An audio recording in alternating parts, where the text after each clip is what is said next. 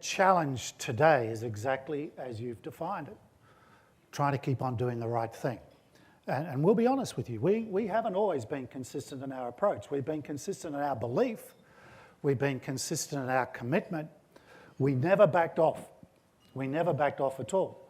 But we had to do a lot of internal soul searching.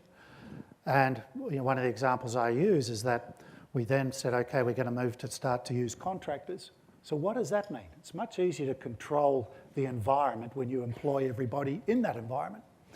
But as we started to move to contractors, we then really had to say, well, we need to set a set of guidelines about how we're going to operate with the contractors. And that was pretty revolutionary in the industry. And we put in place these sourcing guidelines. Now, I'll tell you, the internal debate for that was enormous because there was a huge cost associated with that. And it went right up to the very top of the company. It was a board discussion, and we made the decision, we will do that. And we did it. And today the industry has aligned with those types of standards. One of the decisions we made about 12 months ago is we decided to link sustainability and productivity together in one initiative. And we appointed a leader in each of our tribes. We're set up the Americas, Europe, Asia Pacific. And in each of those areas we have one leader who is fully responsible for sustainability, environmental issues and productivity. Because I believe it can save you money and it's the right thing to do. I think it's inevitable that commodity prices over time probably will increase. The population's going up. There's emerging middle classes and they have every right to enjoy the standard of living we do. But I think there's smarter ways you can operate. And if you turn it to a win-win, how can you focus on sustainability? How can you use less commodities and at the same time save money? We got some research back the other day in a great article. We're number one in South Africa. And it's clearly been linked to our values and to the fact we've been able to tie in a corporate social responsibility initiative linked very closely to our brands, linked very closely to youth, and consumers are responding. Another example is the work we're doing with BSR on educating women and medical opportunities for women. It's really interesting when you get into factories, and we employed indirectly through contractors a lot of women. Absenteeism kills efficiencies in plants.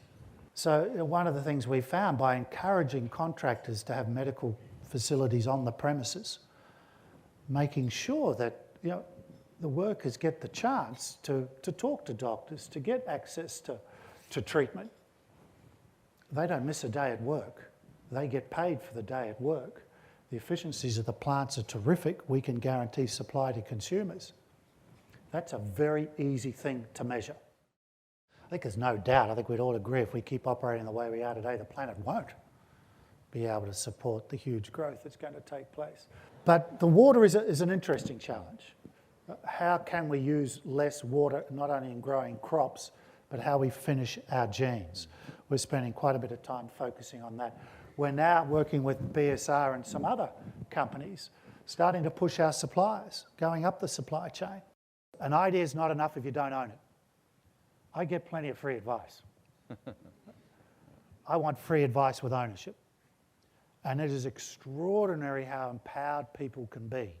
Number one, if they listen to, and number two, if they've said, okay, run with it. But you've got to get that mindset in place. And the way we talk about it is adopt, adapt, invent. Consumers will see through the transparency if it's an ad hoc initiative. Consumers, they get the fact people are just trying to manipulate a short-term gain. So to me, the challenge is, things are tough? Yeah. But if you stay the course, I think you will come out of it stronger in the end. That's our company's belief. We won't back down on this. The new emerging countries are the future. These are an enormous amount of people that are coming on stream. And if we can help these countries aspire to the democratic beliefs we have, if we can help these countries be successful, make democracy be successful, and get ahead of some of the things we've learnt the hard way, I think it's a great opportunity. We now believe that going forward we need help. And we need to work with NGOs, we need to work with our competitors, we need to work with trade unions, we need to work with BSR, because I think the day of one company standing out there by themselves is probably pretty tough. So we're just as committed, we know where we're going.